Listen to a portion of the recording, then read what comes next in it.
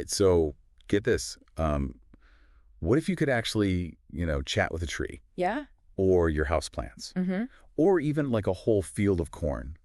Okay. That's what we're diving into today. I like it. It's a deep dive all about what life would be like if we could communicate with plants. It's a thought experiment, Yeah. one that makes us really reconsider Yeah. how we see plants and our relationship with the natural world. Absolutely. We'll be exploring what the impacts of such a reality would be on, politics, society, the environment, Yeah. and even our philosophical and spiritual beliefs.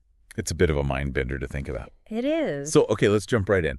The first thing the source material tackles is politics. Okay. And it gets really interesting. Yeah. Imagine if governments actually had to consult with forests before making decisions about logging. So the source suggests that this could lead to the emergence of something like plant representatives at global summits.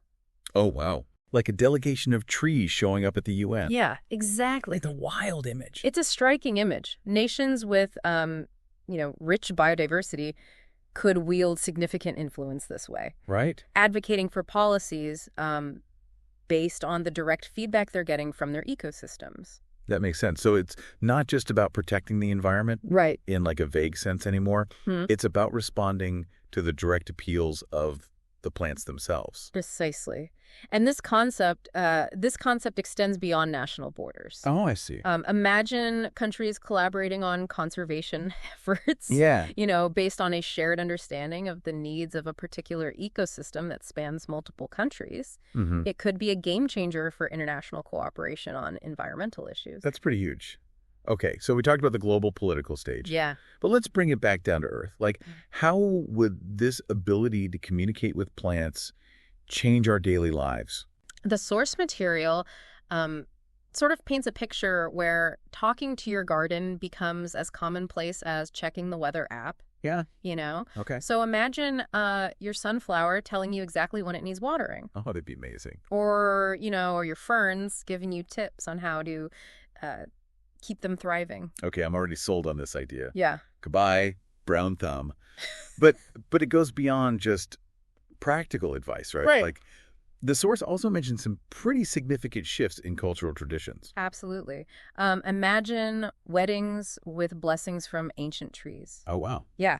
Or funerals where plants offer messages of solace. It suggests a world where plants become active participants in our lives, interwoven with our rituals and ceremonies. It's both beautiful and a little bit eerie at the same time. I think so, yeah. Plants would be like witnesses to our lives. Yeah. Almost like wise elders offering their perspective. Right. It challenges our current view of plants as these passive elements in the background. Totally. This kind of communication would force us to acknowledge their presence and potentially even their wisdom in a whole new way. Now, all this talk about ancient trees and wise plants, it makes me wonder about the economic side of things. Yeah. How would all this impact industries like, agriculture? Well, the source paints a radical picture. Farmers getting real-time advice from their crops. Oh, wow. Yeah. On everything from pest problems to nutrient needs. Imagine a cornfield warning you about a drought before it even starts. Wow. Or a vineyard suggesting the perfect time to harvest, for optimal flavor. So we're talking about a potential agricultural revolution. Absolutely. And it's not just about increased efficiency and yields. Right. Although, those would be significant. Of course. But, the source suggests this kind of direct communication could even lead to a resurgence in organic farming. Oh. Yeah. As farmers learn to work with natural systems, rather than relying so heavily on synthetic chemicals. It's like we'd be moving towards a more symbiotic relationship with the plants that provide our food. Yeah, exactly. But what about fields like horticulture and landscaping? Would those change too?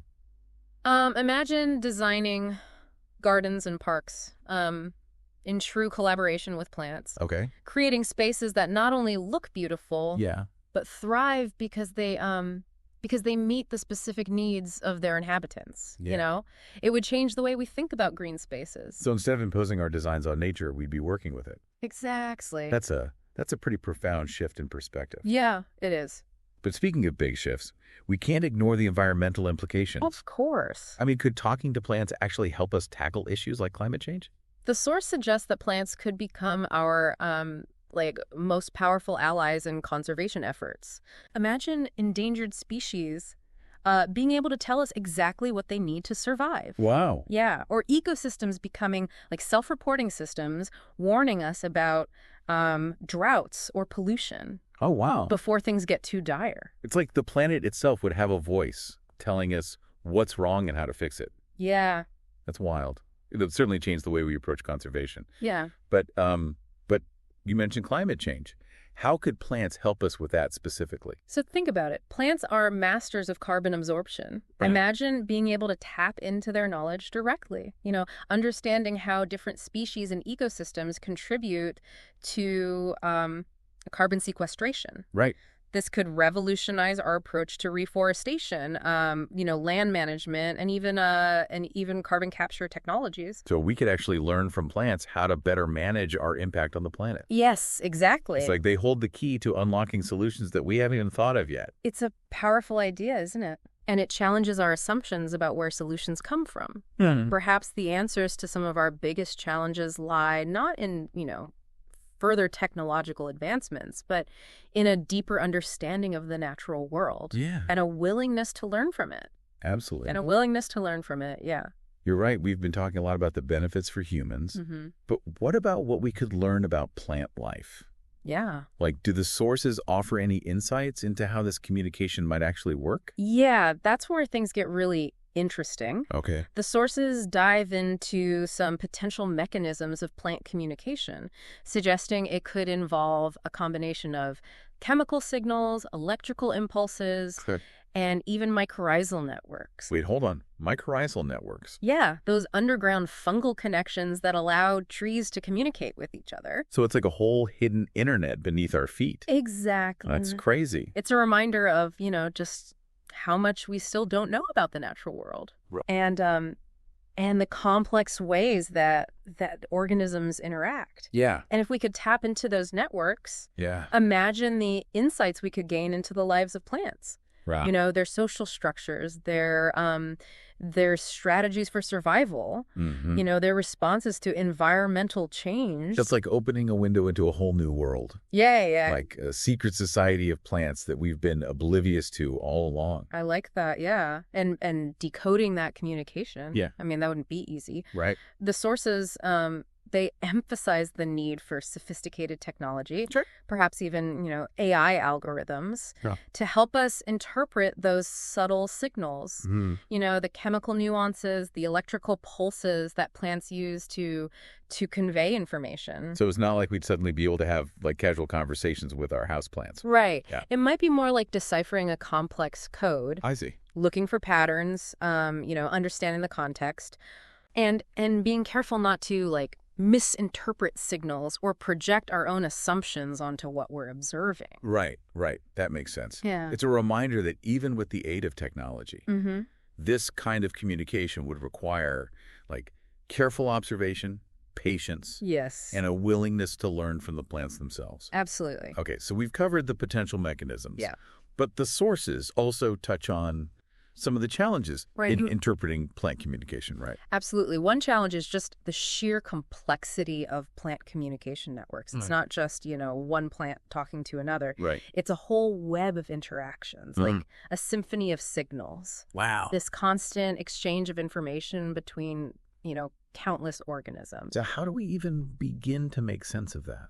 Well, the sources suggest a multidisciplinary approach, Okay. bringing together botanists, ecologists, computer scientists, linguists, Yeah. and perhaps even philosophers Oh, wow. to develop a new framework for understanding plant communication. Okay. We need to be prepared to think outside the box. Yeah. To challenge our assumptions about intelligence and consciousness, Yeah. and to develop new tools and methodologies Yeah. for deciphering this complex language. That sounds like a daunting task, It is, yeah. but also like an incredibly exciting one. Yeah. It's like embarking on a scientific adventure. Mm-hmm. exploring a whole new frontier of knowledge. It is. It is. And the discoveries that we make along the way, I mean, they could revolutionize not only our understanding of plants, but also our understanding of ourselves and our place in the web of life. Okay, so we've talked about politics, daily life, the economy, the environment, and now even like the science behind this idea of plant communication.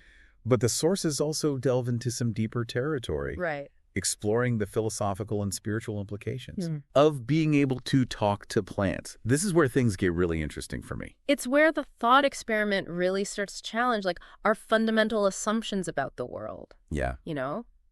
For centuries, humans have placed themselves at the top of a hierarchy of life, assuming a level of consciousness and intelligence that sets us apart from other species. But what happens to that hierarchy when plants can talk? When they can express their needs, their desires, their perspectives on the world? It forces us to reconsider our definition of intelligence, doesn't it? Precisely. We might have to acknowledge that intelligence takes many forms, that plants have, you know, their own unique ways of perceiving and interacting with the world, and that their wisdom might be something we can learn from, not just exploit. It's almost like we'd be entering into a dialogue with another form of consciousness. Like another way of being in the world. That's both exciting and a little bit intimidating. It is, yeah. And it raises some profound ethical questions about how we treat plants. You know, if they can communicate, if they can express their needs, do they deserve a level of respect and consideration that we haven't traditionally afforded them? It's a big question. It is. One that we'll need to grapple with as we delve deeper into this speculative world. Okay, so we've talked about the philosophical implications.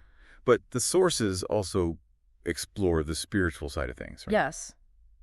For many cultures, plants already hold, you know, spiritual significance. Of course. Trees are often seen as symbols of wisdom and longevity. Flowers as expressions of, you know, beauty and fragility. Gardens as places of peace and contemplation. But imagine those connections deepening. Imagine being able to hear the whispers of ancient trees. To feel the energy of a field of wildflowers. To receive messages of comfort and guidance from the plants around us. It's a beautiful image. It is. Like a world where we're not just surrounded by plants, but truly connected to them on a spiritual level. It's like the whole planet becomes a sacred space, a living temple. It's a vision that resonates with many indigenous cultures who have long recognized, you know, the interconnectedness of all life. And the importance of honoring the spirits of nature. And perhaps in the speculative world, we could, you know, rediscover that connection, tap into that ancient wisdom, and find, you know, a deeper sense of meaning and purpose in our own lives. Okay, I'm officially feeling a sense of awe and wonder here. But let's not get too carried away with the mystical side of things. The sources also highlight some practical challenges that would come with this communication. Of course. Like earlier, we touched on the potential for information overload. Exactly. If plants are constantly communicating, how do we filter that information? How do we prioritize what's important and avoid being overwhelmed by the sheer volume of signals? It's like having a million notifications going off at once, but instead of coming from our phones, they're coming from like the trees, the flowers, the grass beneath our feet. Exactly. It would require us to develop new ways of listening. You know, new filters for discerning what's relevant. And perhaps even new technologies to help us manage the flow of information. You know, it's a reminder that communication is a two-way street. And that with the ability to receive information comes the responsibility to process it thoughtfully and ethically. That's a good point. And speaking of ethics, we touched earlier on the question of plant rights. The sources delve a bit deeper into this, suggesting it could become a major point of debate in this new world. Absolutely. Imagine a scenario where a development project threatens a forest that's now capable of expressing its desire to be preserved. Or Or a farmer, facing a difficult choice between harvesting a crop that's communicating its distress and the economic needs of their family. Those are tough situations. They are, yeah. It's like the lines between our needs and the needs of plants would become blurred. They would, yeah. And it would challenge our assumptions about ownership. Right. About resource management, about our place in the natural world. Yeah. We'd have to develop new ethical frameworks, new legal systems, new ways of thinking about our relationship with plants and our responsibilities towards them. It sounds like this one ability, the ability to talk to plants, would have a ripple effect across every aspect of society. It would. Yeah. It would challenge our assumptions, expand our perspectives, and force us to confront some fundamental questions about what it means to be human. Right. In a world where we're no longer the only species with a voice. Okay, we've covered a lot of ground here. Yeah. From the political ramifications to the spiritual implications, from the scientific challenges to the ethical dilemmas. It's clear that a world where we can talk to plants would be a very different place. Yes. A world full of wonder and complexity. It would. And as we continue to explore this speculative world, I think it's important to remember that it's not just about what plants can tell us. Right. It's also about what we can learn from them. What do you mean by that? Well, plants have been thriving on this planet for millions of years. Right. Adapting to changing environments, evolving complex strategies for survival, and playing a vital role in maintaining the delicate balance of ecosystems. Right.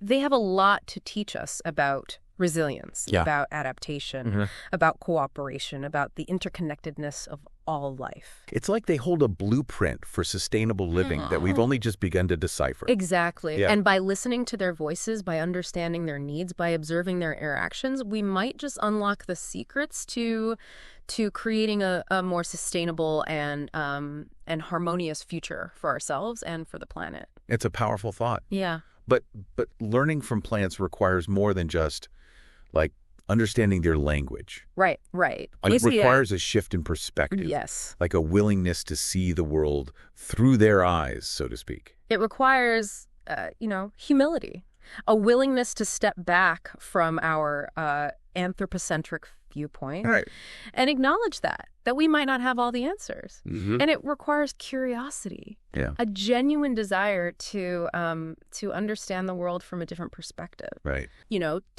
To see the interconnectedness of all things and to learn from the wisdom of a system that's been evolving for billions of years. It's a challenge for sure. It is. To shed our preconceptions and embrace a new way of seeing the world. But the potential rewards are immense. Yeah. Imagine the breakthroughs we could make in fields like medicine. Right. If we could tap into the healing power of plants. Earlier we briefly touched on this idea, but let's dig a little deeper. Okay. For centuries, humans have used plants for medicinal purposes, relying on traditional knowledge, passed down through generations. But imagine being able to go directly to the source. Yeah. To ask a plant about its properties, its potential uses, its warnings about potential side effects. Right. It could revolutionize the way we develop and utilize medicine. It really could. Yeah. So instead of just extracting compounds from plants and testing them in a lab, we could actually have a conversation with the plant. Yeah. Understand its role in the ecosystem and learn how to use it in a way that's both effective and sustainable. Absolutely. It's about moving from a model of exploitation to a model of collaboration. Right. Recognizing that plants are not just passive resources, but active partners in our healing. And this collaboration could extend beyond, traditional herbal remedies. Of course. Imagine the potential for developing, new drugs, new therapies, new approaches to disease prevention, all, inspired by the insights we gain from communicating with plants. The sources highlight a fascinating possibility. Okay. Plants serving as early warning systems for environmental health issues. Oh, wow. Imagine a world where where trees can alert us to the presence of pollutants in the air or water. That's amazing. Or where changes in plant behavior Right. can signal the emergence of new diseases. That's incredible. It's like having a network of natural sensors constantly monitoring the health of the planet. Yeah. And alerting us to like potential threats. Yeah.